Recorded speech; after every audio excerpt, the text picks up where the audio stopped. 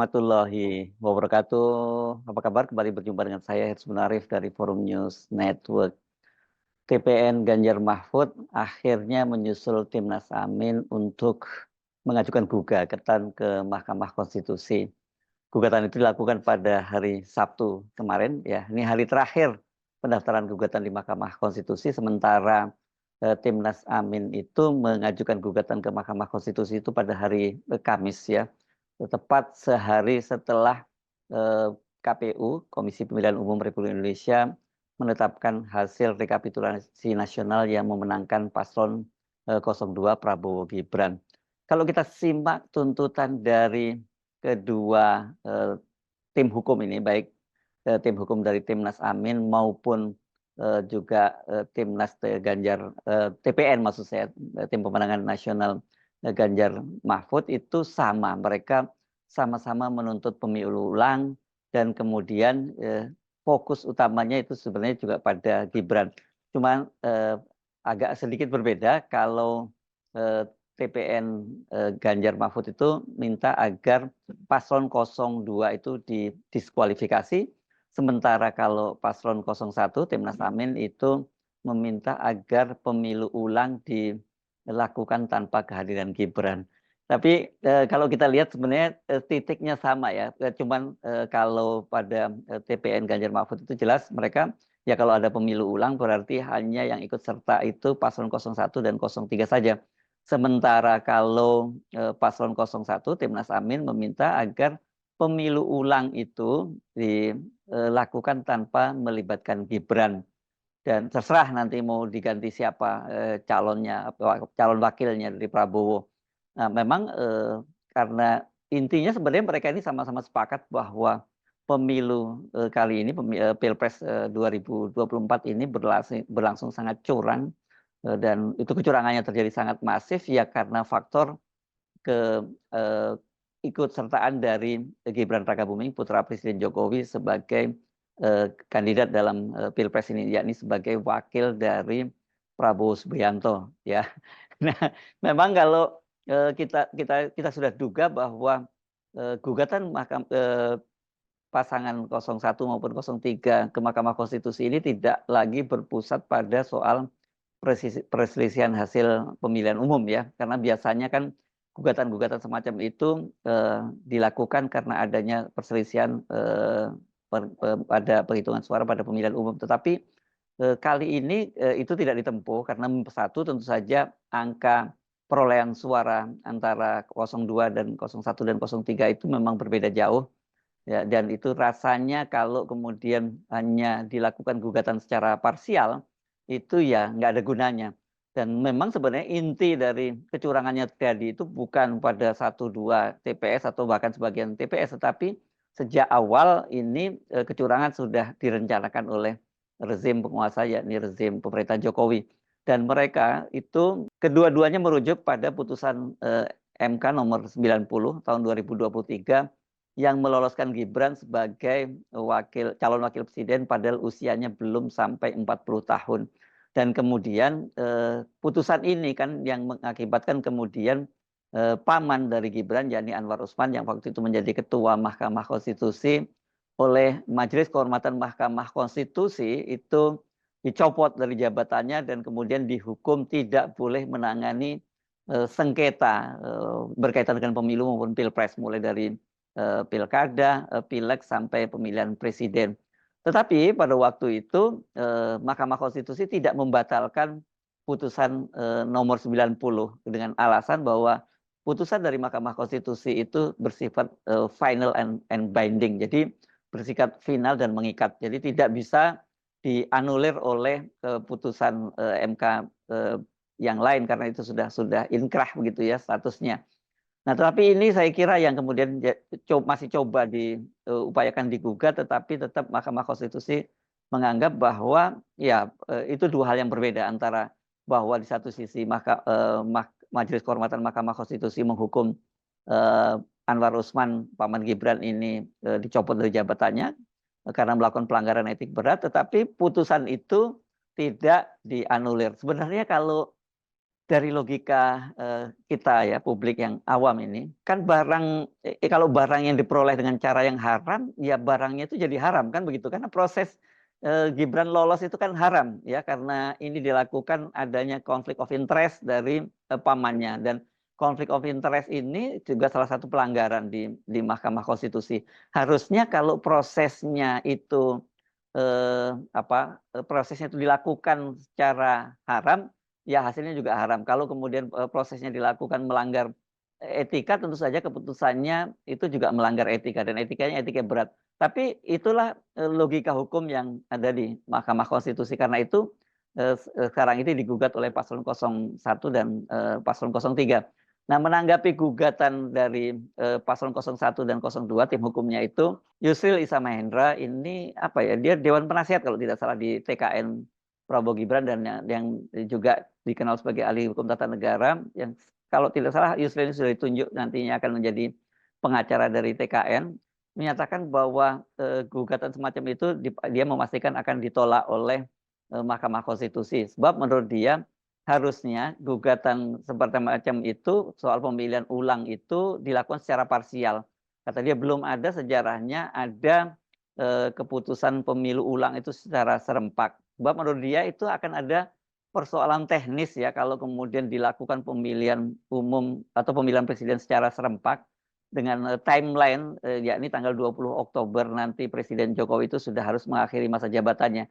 Maka dalam kalkulasi Yusril Iza Mahendra itu sudah tidak cukup waktu lagi untuk KPU menggelar itu, dan yang terjadi nanti akan ada kevakuman pemerintahan karena Jokowi sudah harus mengakhiri masa jabatannya, sementara presiden yang terpilih sebagai penggantinya itu belum ada. Itu alasan Yusril Iza Mahendra.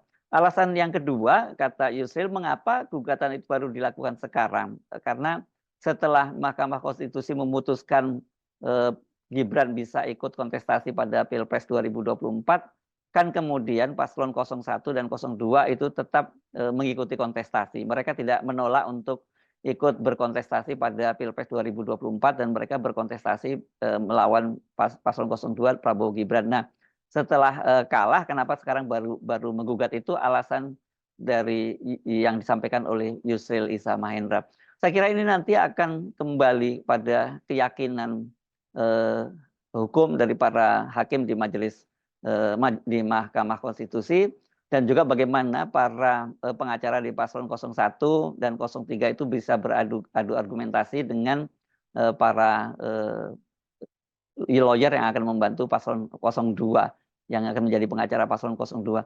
Tetapi memang secara kasat mata itu kita bisa melihat bahwa pemilu kali ini itu memang kalau kemudian dibiarkan begitu saja tanpa ditantang di Mahkamah Konstitusi, itu akan menjadi problem yang sangat serius berkaitan dengan basis legitimasi dari presiden dan wakil presiden yang terpilih, khususnya wakil presiden yang terpilih, yakni Gibran Rakabuming. Kenapa? Karena kendati mereka itu dinyatakan menang secara mutlak karena angkanya hampir 59%, tetapi publik itu sekarang itu dengan mudah menunjukkan bahwa proses itu dilakukan secara curang, yakni turun tangannya Jokowi, kemudian cawe-cawenya Jokowi ini berakibat pada aparat penegak hukum yang tidak netral, AS yang tidak netral, dan itu berpengaruh terhadap suara pada pemilu kemarin.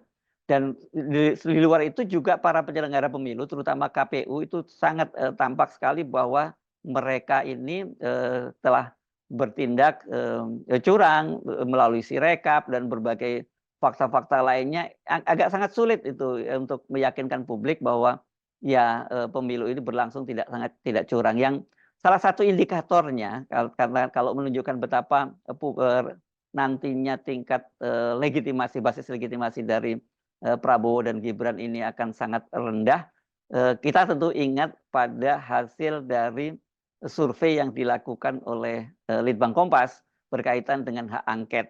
Karena ketika ribut-ribut hak angket, di mana partai-partai politik yang mengusung paslon 01 dan 03 itu mengajukan hak angket, itu kemudian dilakukan survei oleh Litbang Kompas, dan survei itu dilakukan hanya 2 pekan kurang setelah Pilpres 2024. 2024 yang dilaksanakan 14 Februari lalu. Dan hasilnya seperti kita ketahui kan kemudian 62,2% dari responden itu mendukung dilaksanakan hak angket. Agak aneh banget ya, hanya dalam 2 pekan kurang gitu kemudian pemilih di Indonesia itu, responden di Indonesia itu kemudian mengubah pilihannya dari sebelumnya memberikan suara sampai hampir 59% kepada pasangan Prabowo Gibran, tapi kemudian mereka juga mendukung adanya hak angket yang mempertanyakan kecurangan itu. Dari situ saja kan kita bisa mengukur seperti apa basis legitimasi dari pemerintahan berikutnya. Nah, basis legitimasi ini saya kira ini nantinya akan menjadi sangat penting bagi pemerintahan Prabowo Gibran, mengingat ini masa depan Indonesia itu bersama dengan para pemilih baru itu sangat berat ya. Kita akan menghadapi persoalan APBN yang makin berat, belum lagi ada program-program populis yang harus dijanjikan oleh pasangan Prabowo Gibran, yakni makan siang gratis dan pemberian susu gratis, yang itu akan sangat menyedot APBN itu karena diperkirakan anggarannya mencapai 450 triliun dan untuk tahun pertama akan menjadi 120 triliun. Sementara mereka juga ya, karena mereka ini adalah pemerintahan yang mengklaim sebagai penerus dari pemerintahan dari Jokowi, yang mereka juga harus melanjutkan program-program kerja dari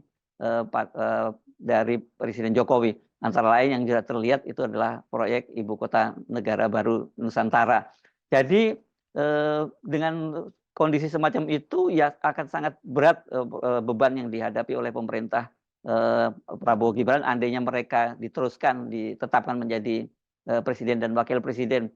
Ini belum saja ini kalau kita membaca di Bloomberg kan itu analis menyebutkan bahwa banyaknya larinya investor asing keluar dari Indonesia itu dalam beberapa pekan terakhir ini dikarenakan itu tadi, dikarenakan mereka khawatir prospek masa depan ekonomi Indonesia. Nah, sebagai konsekuensinya kita sudah pasti tahu bagaimana cara menambal APBN itu. Cara menambal APBN pasti itu dipastikan akan membebani rakyat.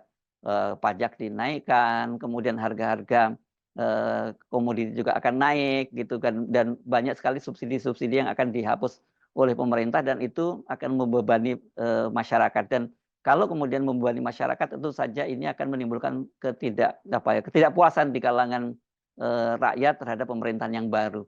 Jadi sebenarnya ya kalau kita pikir-pikir nggak salah-salah amat kalau kemudian baik paslon 01 maupun 03 itu menginginkan dilakukan pemilihan ulang, dan itu sebenarnya benang merahnya, meskipun tadi saya sebut yang satu itu menginginkan pemilihan ulang itu tanpa melibatkan Gibran, paslon 01, artinya diganti sebagai calon wakil presidennya, sementara kalau paslon 03 tim hukumnya meminta agar paslon 02 itu didiskualifikasi. Jadi hanya diikuti oleh 2 pasang calon saja dari paslon 01 dan 03. Itu kira-kira gambaran yang terjadi saat ini, dan kita tentu saja sekarang sangat bergantung pada para hakim di Mahkamah Konstitusi bagaimana mereka akan memutuskan. Benar seperti dikatakan Yusril, memang di Indonesia ini belum ada presidennya pemilihan ulang. Yang ada pemilihan ulang atau PSU itu, pemungutan suara ulang itu dilakukan secara parsial, bukan menyeluruh. Tetapi di beberapa negara ada contoh yang serupa pernah terjadi, dan saya kira kalau melihat apa yang terjadi belakangan ini, trennya dari hakim di Mahkamah Konstitusi, ada kecenderungan ini dari hakim di Mahkamah Konstitusi itu mereka kembali berpihak pada suara rakyat dan juga menegakkan kebenaran. Karena belakangan kan misalnya mereka berani memutuskan satu hal yang sangat serius yang jadi pintu masuk Presiden Jokowi itu tetap cawe-cawe, yakni memajukan pilkada serentak dari bulan November menjadi bulan September, tapi kemudian diputuskan oleh Mahkamah Konstitusi tetap bulan November. Artinya setelah Presiden Jokowi tidak lagi menjabat. Yang kedua juga ada soal parliamentary threshold, itu yang banyak dipersoalkan karena itu berkaitan dengan hak konstitusi yang warga yang jadinya tidak dihormati. Kenapa? Karena kan kemudian banyak partai-partai yang akibat parliamentary threshold 4% ini tidak lolos ke parlemen, padahal mereka juga mendapat suara yang cukup signifikan dari rakyat. Dengan begitu kan suara jutaan rakyat yang memilih partai-partai yang tidak lolos parlemen itu jadi hangus begitu saja. Jadi ini adalah contoh-contoh betapa, hakim di Mahkamah Konstitusi itu tampaknya mereka lebih sekarang itu lebih mendengar suara-suara rakyat, tuntutan hati nurani rakyat ketimbang berpihak pada penguasa seperti pada era ketika Anwar Usman masih menjadi Ketua Mahkamah Konstitusi. Saya Sebenarif dari Forum News Network, sampai jumpa lagi. Wassalamualaikum warahmatullahi wabarakatuh.